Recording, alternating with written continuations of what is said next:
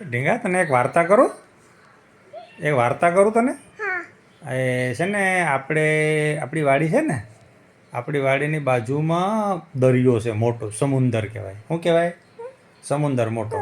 હા, સમુદ્ર મોટો કહેવાય એને, દરિયો કહીએ આપણે.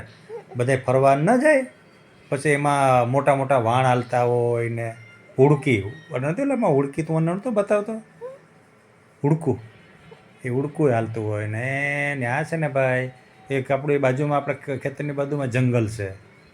જંગલમાં છે ને એક મોટો સિંહ રહે છે, મોટો ને મોટો હાવજ કહે ને, હાવજ ન કહે ઓલા, હાવ, એ હાવજ રહે છે.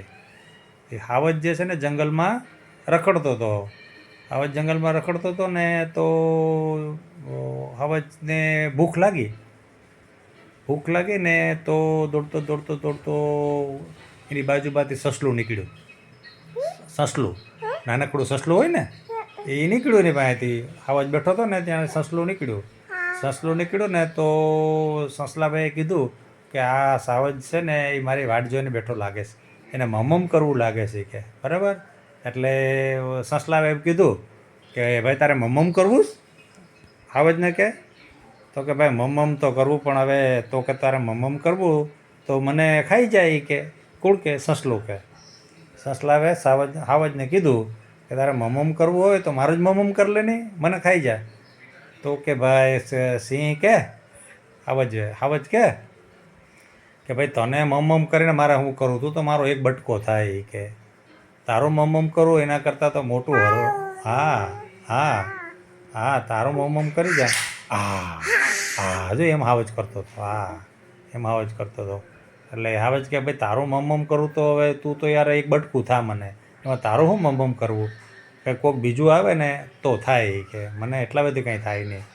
તો સસલું કે તો કાંઈ વાંધો નહીં ભાઈ, તો હું જાઉં? તો સિંહ કે હા તો તું જા. એટલે સસલું છે એ વયું ગયું, બરાબર. તો હાવજને બેઠો તો થોડી વાર બેઠો ને તો હાવજ કે હાડું કોક આવે તો સારી વાત છે કે. ત્યાંથી છે ને હરણિયું નીકળ્યું, હરણિયાનું બચ્ચું નીકળ્યું. એટલે હરણિયાનું બચ્ચું કે મને હાવજ ખાય તો જવાનું છે, છતાં લાવીની પાસે જાઉં એ કે.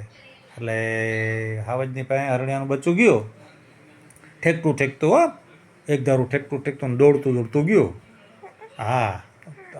ઠેકતું ગયો ને તો હરણિયાનું બચ્ચું કે સિંહભાઈ, હાવજભાઈ તમારે મમમ કરવું છે? તો એ કે મારે મમમ તો કરવું છે. તો કે તો મને મમમ કરી લ્યો ને એ કે, તમારે જો તમને ભૂખ લાગી હોય તો.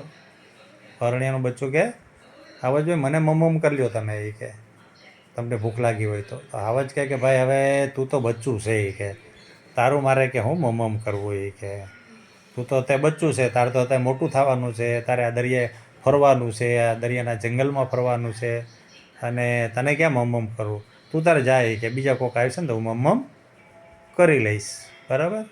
એટલે હાવજનું બચ્ચું પણ વયું ગયું, એ ફરવા વયું ગયું.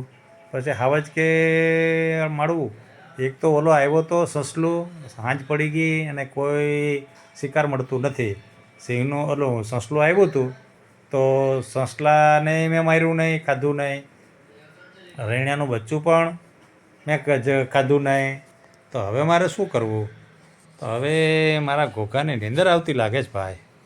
તો હવે ઘોઘાને નીંદર આવતી હોય તો આપણે વિડીયો બંધ કરી દઈએ અને વાર્તા પણ પૂરી કરીએ. જય હિન્દ, જય ભારત.